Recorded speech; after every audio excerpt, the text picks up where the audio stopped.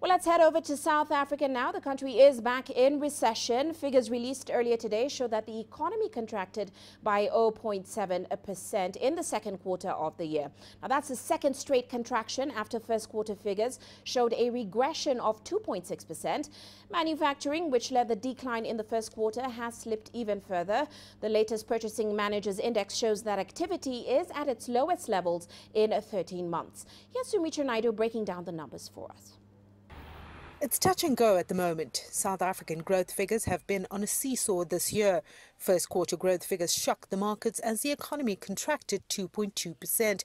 Ongoing declines in the manufacturing sector could see another contraction in the second quarter. We've seen surprisingly big pullback in manufacturing. That's a bit of a blow, because that's what government said. Minister of Finance said, just watch, we said the recovery will be led by the manufacturing sector. Well, it isn't.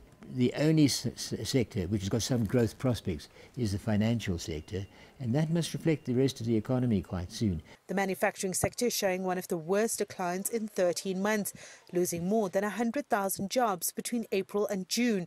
A weaker currency and uncertainty in the global markets are also impacting on the economy. There's no foreign direct investment, there's no domestic investment. Consumers are holding back because of the election coming up in a year's time. And it's the same for the business sector. So there's not that spend coming through. And there is a risk of a second consecutive quarter-on-quarter regression. Moody's already highlighted concerns that this year's fiscal numbers are going to be missed by 0.4% of GDP, which means next year we have to do an even more harsher fiscal consolidation for us to return back to the numbers that were tabled in February this year.